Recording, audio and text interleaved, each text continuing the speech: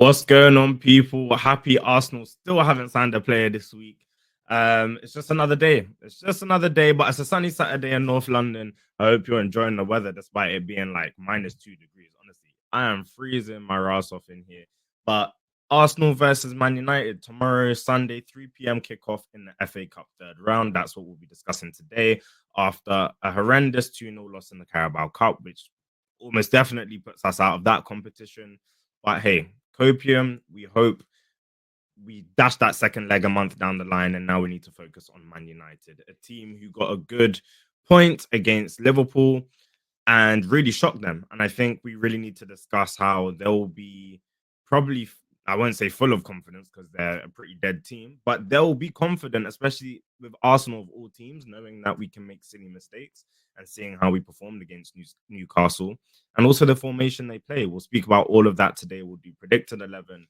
We'll speak about some transfer murmurs as well out in the market this week. And yeah, we'll do our score predictions. But I wanted to kick off just with setting the tone because Arsenal Football Club, I just don't understand you. I I just don't get you. We've had so many days in this transfer window already to make changes and to find players, find solutions to our problem. And yet we're somehow still struggling to do so. I don't understand how Man City, they already got a medical booked for Kuzanov as the new centre back done. Talks for Omar Marmoush, a player that apparently we were linked with. Man City are signing him. Vitor Reis as well. They're looking to sign. Already, Man City aren't playing. They've had a bad season this season. They've let Liverpool leapfrog them after doing amazing things. Look, Pep and Man City, honestly, they can't even afford an off season. I'll still banter them to the end of the world, but they can afford that. Do you know what I mean? Arsenal have no excuse and can't afford to not be capitalizing on the fact City aren't in this, and yet City are still acting like the bigger club. Meanwhile, we had Edu leave mid-season out of nowhere, which you can't tell me isn't something deeper than just, oh, he had a better job opportunity. Something definitely went on there. And meanwhile, let's speak about some of the players being spoken about. Man, people. I hate even seeing news stories like this. Like, just in, apart from PSG, another club whose name has not been leaked has also joined the race. Let me tell you now, I will be damned. I will be so shocked if Arsenal is that club. But there's no excuse for Arsenal not to go in for him. Genuinely. If you go in for him and you lose out, fair enough. Just like the way I wouldn't expect Isak to join Arsenal. At this point, I wouldn't expect Kvaratskhelia to join Arsenal either. Like genuinely, because the way we're playing, the way we're acting as a club, Arteta was saying some point last season or the season before that Arsenal's knock is a different knock. Well, let me tell you what. We've knocked on a lot of players' doors and not got them. Bruno Guimaraes, Buendia. Um, how many eights have we tried to sign and we end up with Marino? And we'll speak about whether he makes the lineup today or what we'll do with that. But Kvaratskhelia, I think he would be a perfect signing for Arsenal. He's super direct. He has super high percentage of take-ons. He takes on his man, and he will cause teams threats. This is the thing about Arsenal right now. Even if you don't have a striker that's scoring goals, I'll even take Dominic Solanke. Even look at the game he played against Liverpool. Um, literally against Liverpool this week. He was a nuisance. Even if you're a striker, right? And at this point, Havertz is just a space invader. There's a way you can impact a game as a striker if you're not scoring goals, and you can do that by diverting attention and making sure you're giving the defenders a problem so that they can't focus all of their attention on your left and right wingers, right? So you're making them second guess which side of the pitch they need to pull towards. This is what Solanke was doing to the Liverpool defense. And Van Dijk, to be fair, I think he was the only good defender in that back line on the day. I think Solanke gave their back line problems because he was stretching them. And then that should allow wingers to come into play. The problem is our strength is all out on the right side of the pitch when Saka plays. So it's all out on the right, and that's way easier to cope with. When you have a good striker that can impact games even when they're not scoring, or wingers, both sides that can stretch teams. it also allows a striker to have more confidence down the middle as well. Like when you had your Salah Mane and then you had your Firmino, who again, Firmino you wouldn't put in your bucket as, you know, most prolific strikers or best goal scorers, but he is the epitome of what a number 9 should be.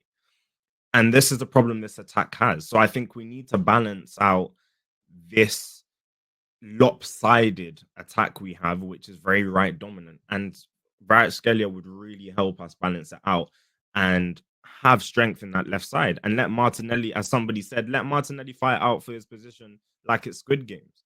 And Trossard's apparently rejected a new contract. Well, sayonara, honestly. And I actually like Trossard. I actually really like Trossard.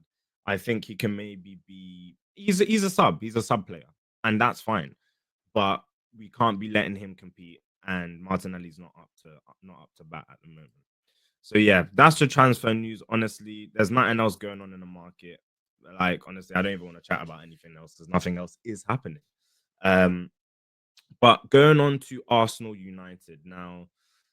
Ruben Amorim, he likes to play his 3-4-3 formation, with attacking fullbacks. We know this, or 5-4-1 with attacking fullbacks, which will make a 3-4-3 more or less.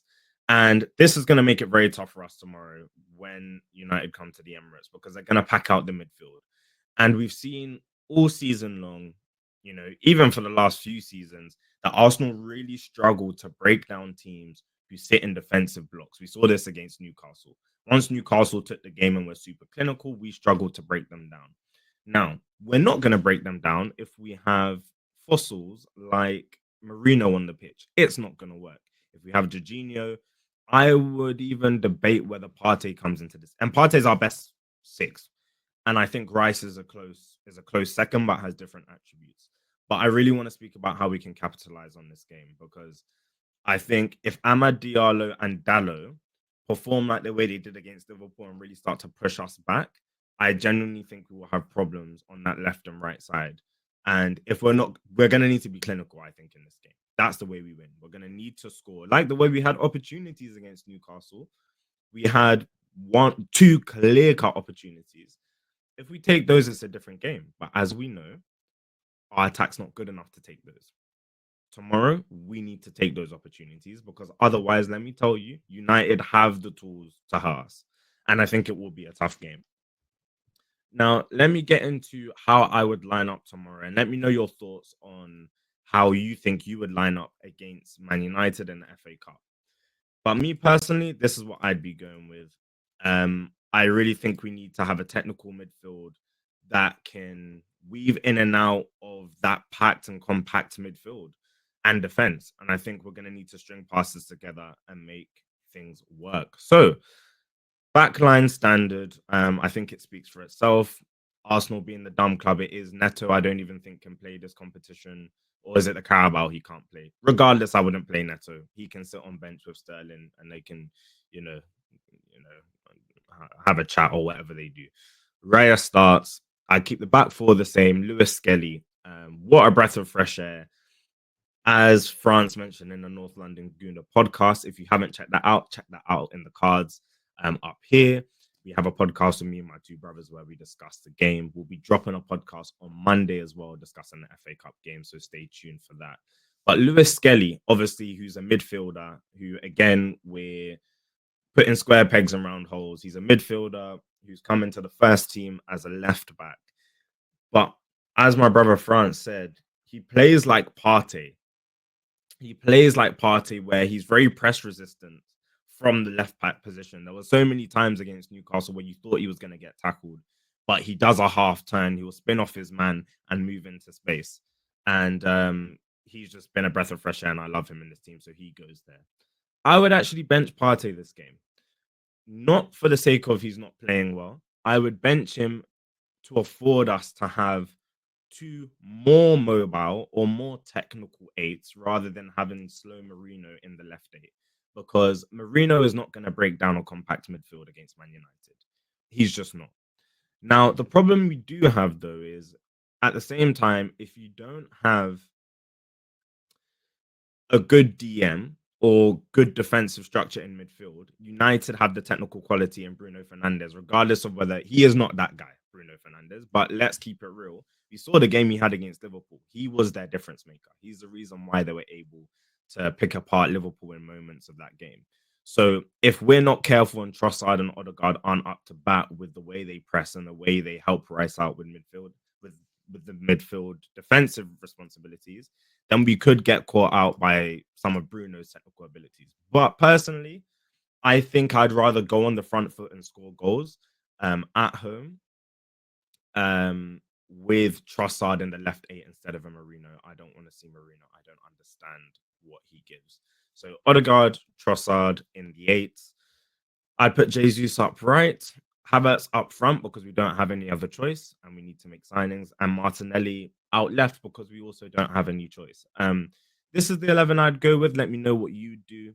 Me personally, something tells me Arteta will instead play Partey in the 6. Or maybe I think he might do Rice in the 6 and Marino in the 8, which will get on my nerves. But look, we'll see. And let me know how you'd line up. And then let's move on to score predictions. It's going to be a tough game tomorrow. I've said this. I don't think Arsenal will walk through this game easily unless we really become clinical. We know what Arsenal can do, but we're not doing it. We need players to step up to the plate. And it's not just Havertz. Odegaard hasn't been playing well. Martinelli hasn't been playing well. Rice had a decent game against Newcastle, but it wasn't enough. So this attacking line and our captain need to step up to the plate tomorrow. And if we do that, we can have a decent game. We know our back line is pretty much solid. We know our midfield is decent. But our attack is Europa Conference League level. That's the way we're playing at the moment. So look, people, I'm gonna go for I went for 3-1 in the North London Gooner podcast. I'm still gonna stick with 3-1, but I think it will be a tough game. And to be fair, I think it could flip either way. I'm going 3-1 out of probably a lot of hope and thinking with my heart. And if we lose this game, trust me, yeah, the video will be a mad thing. But people, listen, enjoy your weekend, irrespective of what Arsenal do. That's the vibe. And let's keep tabs on what goes on in this very lackluster transfer market, as it always is for Arsenal, because it's just January. People, catch you in a bit. That's NLG, and have a good one. Peace.